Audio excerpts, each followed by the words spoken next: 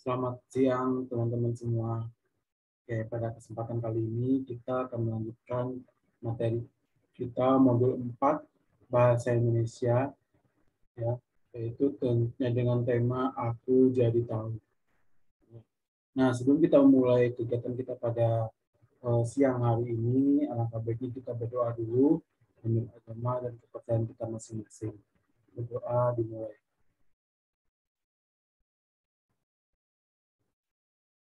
Selesai. Oke, baiklah teman-teman. Pada kesempatan kali ini kita akan membahas tentang modul Bahasa Indonesia. Semoga hari ini teman-teman semuanya masih diberikan kesehatan ya untuk bisa mengikuti kegiatan pembelajaran pada siang hari ini. Oke, teman-teman ya, untuk hari ini teman-teman bisa langsung buka modul 4. Modul 4 Bahasa Indonesia yaitu tentang dengan tema Aku Jadi Tahu. Di modul 4 ini hanya materinya sedikit ya. Hanya ada 2 unit yaitu observasi tempat baca dan kenali wisata di daerahmu. Nah, kita akan bahas tentang yang pertama observasi tempat baca. Nah, di sini ada sebuah teks bacaan, teks observasi yang berjudul perpustakaan. Nah, kita bisa baca ya. Perpustakaan adalah tempat yang disediakan untuk memelihara dan penggunaan koleksi buku. Perpustakaan ada yang berbentuk ruang dan gedung. Perpustakaan yang berbentuk ruang biasanya terdapat di sekolah-sekolah, sedangkan yang berbentuk gedung biasanya terletak di kota atau perpustakaan daerah. Perpustakaan yang berbentuk ruangan terdiri atas ruang baca dan ruang referensi. Ruang baca terdapat banyak meja dan kursi untuk membaca. Sedangkan ruang referensi adalah tempat berbagai rak buku yang dikelompokkan menurut jenis-jenis buku tersebut. Nah, ruang referensi memiliki buku yang diklasifikasikan menurut jenis buku dengan berbagai macam kode. Kode 00, 000 sampai 009 untuk buku jenis karya umum, kode 100 sampai 199 untuk buku jenis filsafat dan psikologi, kode 200 sampai 299 untuk buku jenis agama, kode 300 sampai 399 untuk buku jenis ilmu sosial, kode 400 sampai 499 untuk buku bahasa, kode 500 sampai 599 untuk buku jenis ilmu pasti. Kode 600 sampai 699 untuk buku jenis ilmu terapan. Kode 700 sampai 799 untuk buku jenis kesenian dan olahraga. Kode 800 sampai 899 untuk buku jenis kesusastraan. Dan kode 900 sampai 99 untuk buku karya umum, terdapat beberapa karya buku geografi dan sejarah, serta kode F untuk buku-buku fiksi, dan kode 00 sampai 099 yaitu karya umum, terdapat berbagai buku, di antaranya buku ensiklopedia dan kamus. Untuk buku yang terdapat di kode 100 sampai 199, misalnya Prahara Budaya, Pembinaan Perilaku Sosial, dan lainnya. Jenis buku agama diantaranya adalah zakat, sedekah, dan ekonomi keagamaan. Untuk kode 300 sampai 399 misalnya itu ilmu ekonomi, sejarah, sosiologi, politik, dan kewarganegaraan. Koleksi buku ilmu bahasa dapat dikelompokkan menjadi bahasa Jerman, bahasa Inggris, bahasa Indonesia, bahasa Mandarin, bahasa Arab, serta ilmu tata bahasa. Sedangkan ilmu pasti dapat dibagikan dari buku fisika, kimia, matematika, dan kalkulus. Koleksi buku kesenian dan olahraga dikelompokkan menjadi atletik, bulat, bola basket, dan masih banyak lagi. Nah, itulah sebuah contoh teks observasi. Jadi di sini si pembaca, kita dengan adanya teks tersebut, kita bisa tahu dengan sudah dilakukan observasi atau pengamatan oleh penulis, sehingga kita bisa tahu bahwasannya banyak kode-kode buku yang terdapat di sebuah perpustakaan. Jadi itu gunanya observasi itu untuk melihat, meninjau secara langsung apa saja informasi-informasi penting yang bisa kita dapatkan dari suatu yang hal yang ingin kita ketahui. Nah, mengidentifikasi teks laporan hasil observasi. Yang pertama, mengidentifikasi tujuan teks laporan hasil observasi. Jadi di sini kita harus tahu tujuan kita membuat teks laporan observasi itu untuk apa. Nah, seperti contoh yang di perpustakaan, ya tujuan observasinya adalah untuk memberitahu khalayak umum bahwasanya perpustakaan itu ada dua, misalnya perpustakaan daerah dan perpustakaan yang berupa ruangan yang berdiri di sekolah-sekolah. Dan di perpustakaan itu juga setiap kode bukunya disesuaikan dengan jenis buku, jenis karyanya. Jadi tidak asal memberi kode. Jadi itu tujuannya. Jadi kita harus tahu dulu tujuan kita membuat teks hasil observasi itu untuk apa. Ya.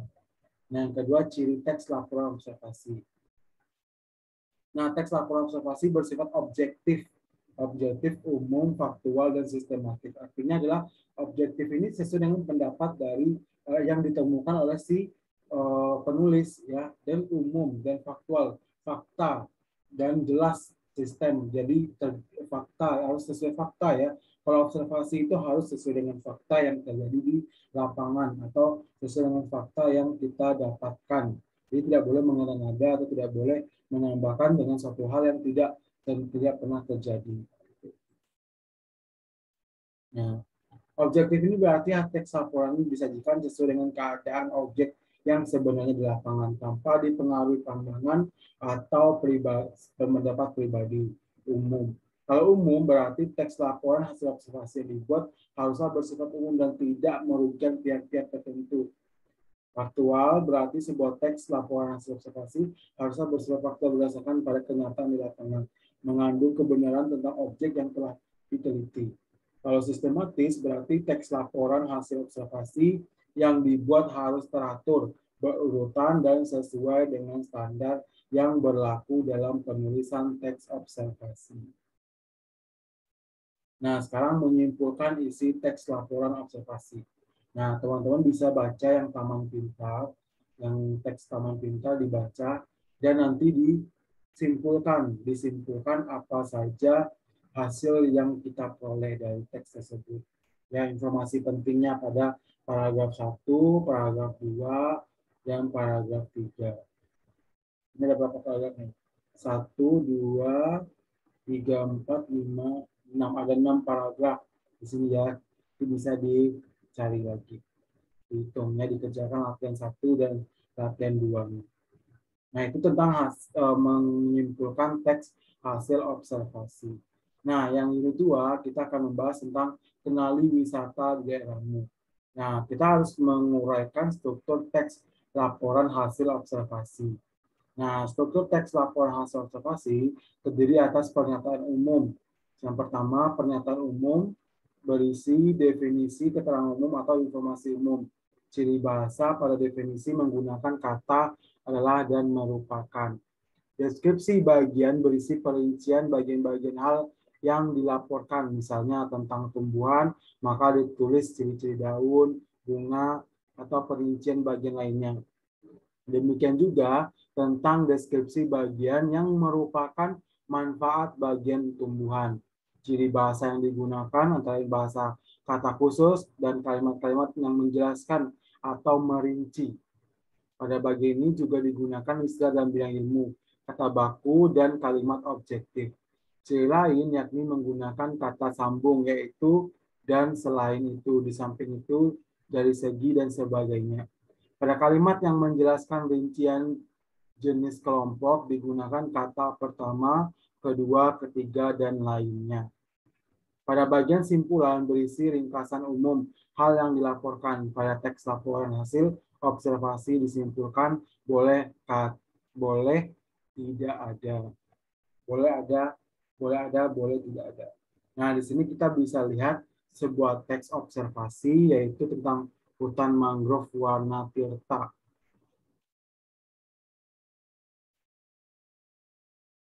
Nah, apabila teman-teman bisa baca yang tentang hutan mangrove warna tirta ini dilihat, nah nanti di sini dapat dijelaskan.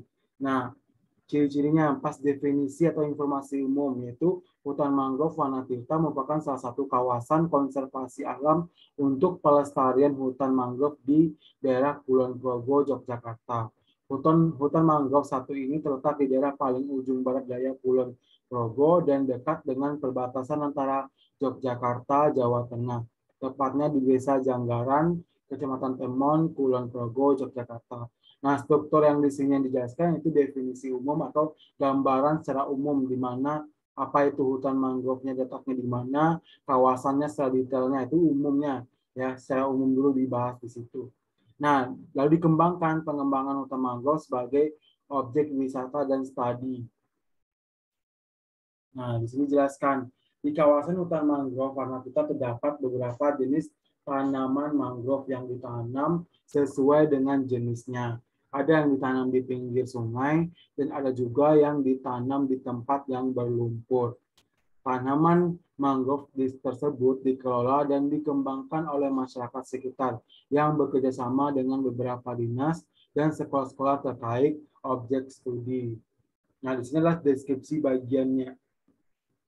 Nah, penelitian untuk menanggulangan akan bencana alam seperti abrasi air laut yang sering terjadi di daerah pesisir, terutama di daerah pantai selatan Yogyakarta. Selain dijadikan sebagai objek studi dan penelitian, hutan mangrove warna tirta kini juga mulai dikembangkan sebagai kawasan wisata edukasi. Hutan mangrove ini kemudian dikemas dalam penampilan yang menarik dan beberapa fasilitas yang memadai untuk para pengunjung.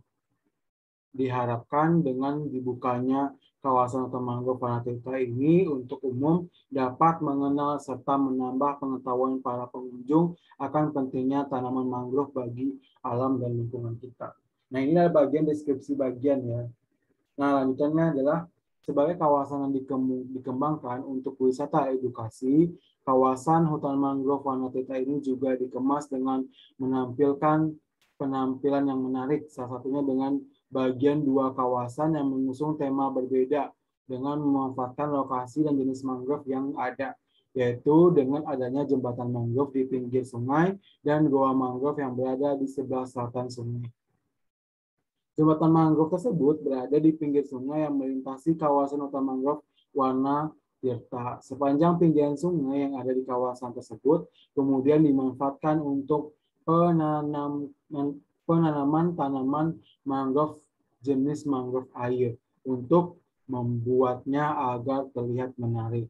Kemudian di sepanjang tanaman mangrove terlihat menarik. Kemudian di sepanjang tanaman mangrove pinggir sungai dibangun jembatan panjang yang dibuat dari bambu. Dengan adanya jembatan ini, pengunjung dapat berjalan-jalan mengitari pinggiran sungai serta menikmati pemandangan indah yang tersaji di antara sungai dan tanaman mangrove tersebut. Nah, disebut nih, yang bisa kita ringkaskan ya, kita ringkas hutan mangrove warna tirta ini tentu bisa memberikan pengalaman yang menarik untuk kita. Selain bisa menikmati pemandangan yang berbeda, kita juga bisa belajar serta mengetahui apa itu tanaman mangrove dan apa saja manfaatnya, terutama untuk menjaga alam kita tercinta ini. Nah, yang kedua, mencermati struktur teks laporan observasi. Nah, kita harus tahu nih bagian dari teksnya, deskripsi umumnya apa, definisi umumnya apa, deskripsi bagiannya apa, simpulannya apa. Nah, sekarang tugasnya kita bisa lihat di, kita membuat deskripsi struktur teks laporan hasil observasi pada teks perpustakaan di teks yang pertama tadi, yang pertama kali kita baca. Ya. Nah, selanjutnya adalah mencermati penggunaan bahasa dalam teks laporan hasil observasi. Yang pertama, frasa nomina yang diikuti penjenis dan pendeskripsi. Contohnya pohon pinus adalah salah satu pohon yang dapat bertahan hidup di musim salju. Terus menggunakan verba relasional seperti ialah, merupakan, adalah, yaitu, digolongkan, termasuk, meliputi, terdiri atas, disebut, dan lainnya. Menggunakan verba aktif alam untuk melepas perilaku seperti bertelur, membuat makan, membuat, hidup, makan, tidur, dan sebagainya. Menggunakan kata penghubung yang menyatakan tambahan seperti dan serta, perbedaan, persamaan, pertentangan, pilihan. Menggunakan paragraf dengan kalimat utama untuk menyusun informasi utama. Menggunakan kata ilmuwan atau teknik teknis atau istilah seperti herbivora, degeneratif, osteoporosis, mutualisme, parasitisme, pembuluh vena. Nah, di sini ada latihan dan bisa teman-teman mengerjakan latihannya, ya.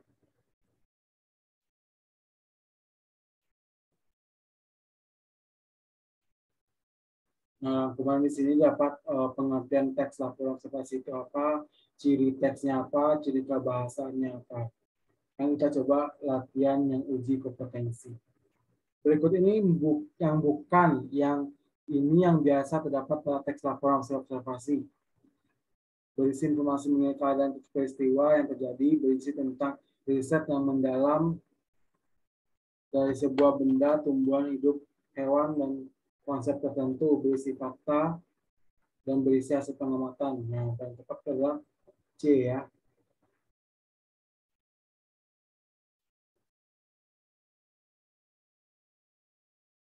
Nah, ini yang paling tepatnya adalah B.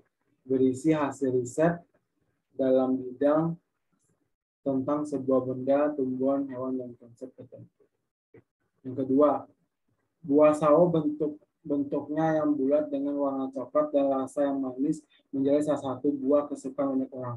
Sawo juga mempunyai kandungan protein yang cukup tinggi. Protein inilah yang bisa dijadikan sumber nutrisi untuk tumbuh kembang anak. Menurut menutrisi anak tidak harus dengan jenis buah yang mahal dan besar. Cukup beri mereka asupan buah yang satu dengan rutin. Kalimat yang menyatakan deskripsi umum pada laporan observasi adalah kalimat yang mana nih yang melakukan deskripsi yang kalimat yang pertama ya karena di sini langsung dijelaskan tentang deskripsi buah sawo. Yang A. Lanjut yang ketiga, soal yang ketiga.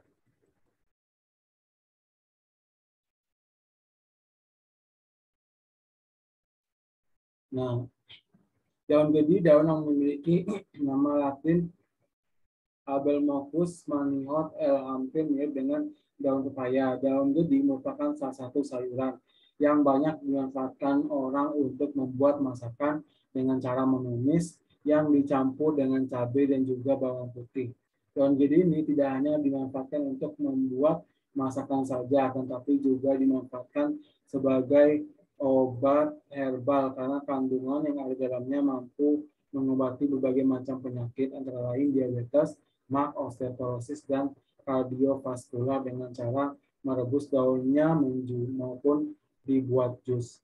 Aspek yang dilaporkan pada kutipan tersebut adalah aspek definisi tentang daun gedi.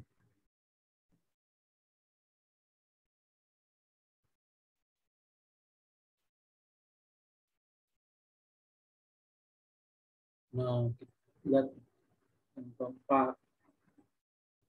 Nah, untuk nomor 4 dan seterusnya, teman-teman bisa dikerjakan sendiri ya, dibaca lagi, diperhatikan lagi, bacanya dari awal. Tadi kita sudah bahas tentang teks hasil observasi. Jadi, teks hasil observasi ini adalah teks yang menceritakan atau menggambarkan tentang hasil observasi atau pengamatan dari suatu objek tertentu. Nah, jadi hasil observasi ini yang dilakukan seorang penulis. Nah, tujuan untuk memberitahukan kepada si pembaca bahwasannya terdapat dari teks tersebut si pembaca sudah bisa paham apa saja informasi-informasi yang bisa dia temukan dari teks yang dibaca. Ya, teman-teman ya. Nah, teman-teman bisa dikerjakan latihannya, diperhatikan lagi, dibaca lagi modulnya. Nah, untuk pertemuan kita pada hari ini cukup dulu sampai di sini. Teman-teman bisa kembali membaca modulnya dan mengerjakan setiap latihan yang ada di modul ini. Semoga teman-teman sukses bisa menyelesaikan pembelajaran dengan baik. Kalau ada salah kata mohon dimaafkan. Assalamualaikum warahmatullahi wabarakatuh.